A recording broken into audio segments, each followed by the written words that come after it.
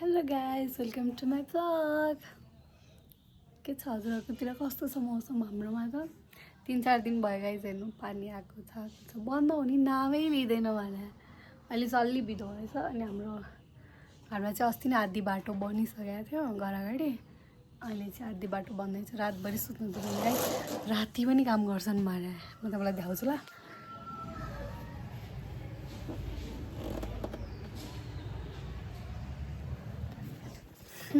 दिन भयो नि यो सरियाहरू जस्तो हालेर बनाउँदो रहेछ जतिर चाहिँ बनाएको छ नि त। क्यार क्यार क्यार क्यार मान्छेको आवाज पनि त्यस्तै, क्यार क्यार यसको आवाज पनि त्यस्तै। बिचरा के गर्नुहोस्, पानी आइरहेछ दिउँसो पनि, दिउँसो पानी पनि काम गरिआइछन्। भएन न राति पनि काम गरिरहेको हुन्छ नि, ठक ठक ठक ठक ठक रातभरि राम्रोसँग सुत्न पाइँदैन आवाजले। हाम्रो घरमा चाहिँ यहाँ वासरुमहरू यता बाहिरको बनाउँदै थियो क्या, अनि हाम्रो घरमा त्यस्तै ड्याङ ड्याङ ड्याङ। अहिले चाहिँ सबै ठिक छ, मतलब आज बल्ल बनाएर सक्छु। अनि म सब रुमहरू सफा गर्नु छ, किचनहरू फोहोर भएको छ। त्यसपछि बाहिर हेर्नु ल, म हजुरलाई मेरो बारी देखाउँछु। मैले अस्ति नै लगाएको थिएँ नि, हेर्नु ल। हेर्नु गाई सबै उम्रेछ। मेरो काम गरेको फल देखिरहेछ यहाँ। अब हल्का ठुलो भएपछि हजुरहरूलाई देखाउँछु फलेको। यिनीहरू चाहिँ सेमी छ यिनीहरू, अनि यता बोडी छ। यो 3टावाला साग छ यहाँ पनि सेमीहरू माथि माथिबाट छरिदियो, अनि साग नै अलिअलि छरिदियो थियो। अनि यहाँ चाहिँ मेन भने भेन्डी थियो, अनि यता काँक्राहरू, यो धनियाँ भयो, त्यस्तै छ। अनि यता खुर्सानी, सिमला मिर्च, लौका, फर्सी छ। अनि यो चाहिँ मम्मीले अब काडोको लगाउनु भएको थियो गाइस, सरेन, मार्नुहुन्छ मम्मी आएपछि। के गर्नु गाइस, सरेन त, पानी त आइरहेको थियो त्यो पनि सरेन। अनि मलाई चाहिँ भोक लागेर यस्तो भइसक्यो। मेरो बेबा अफिसबाट त हिँड्नु भयो है, तर म यहाँ चाहिँ कहिले पुग्नुहुन्छ? केटी लिएर आउँछु ल तिमीलाई के भन्दै हुनु नि त। मैले करेन्ट ल्याउनु भने ल्याउँदैन करेन्ट। पेट दुखिरहेको छ गाइस, पानी खानुपर्छ। अस्तिसम्म औषधि खाएको थिएँ,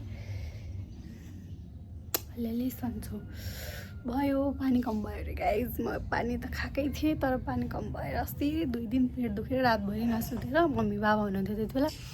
धन्न मम्मी बाबाले हस्पिटल लगेर चेक गरेको त पानी कम भयो, पानी खाँदैन अरे। अनि मम्मीले घरमा पानी खाने गरेर पानी त खाएको थिएँ खै। त्यस्तै अब बिरामी हुने बेला भएपछि जे भए पनि भइन्छ होइन। अरू त ठिकै छ। यो ड्याङ ड्याङ ड्याङ ड्याङ ड्याङ दिनभरि घर बस्नुपर्छ गाइस। कलेजबाट आयो नि, कलेज गयो नि नगयो नि, बिहानै यो कलेज सकिन्छ 9 बजी, अनि आएर यही दिनभरि रातभरि ड्याङ ड्याङ सुन्नुपर्छ। कहिले सकिन्छ के? आज चाहिँ अब बेबा हुन्छ अनि हामी नास्ता खाएर बाहिर जान्छौँ। अहिले पानी होइन, प्लिज हामी आउने बेला जाने बेला पानी नहोस्। किन? के काम गर्ने हो? पढ्ने हो?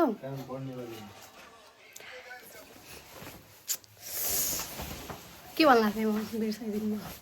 त्यही भन्दै आम रेडी। सबको उड्ने होस्।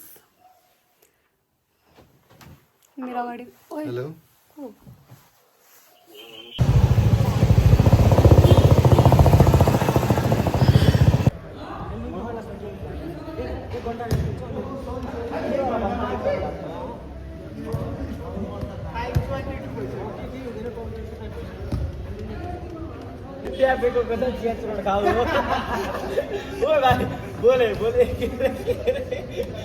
बोले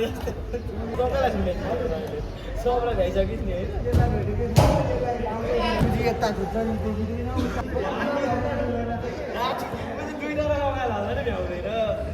होइन सिधै होइन बोयफ्रेन्ड चाहिँ अर्को सानो रहेछ, दाइ चाहिँ अर्को ठुलो रहेछ क्या। छिक्ने आएर मेरो बहिनीलाई भने सिधै मैले भनेको कसले आइसक्यो क्या। कलस भाइले दिइहाल्छ नि। हजुर चिया खाऊ न।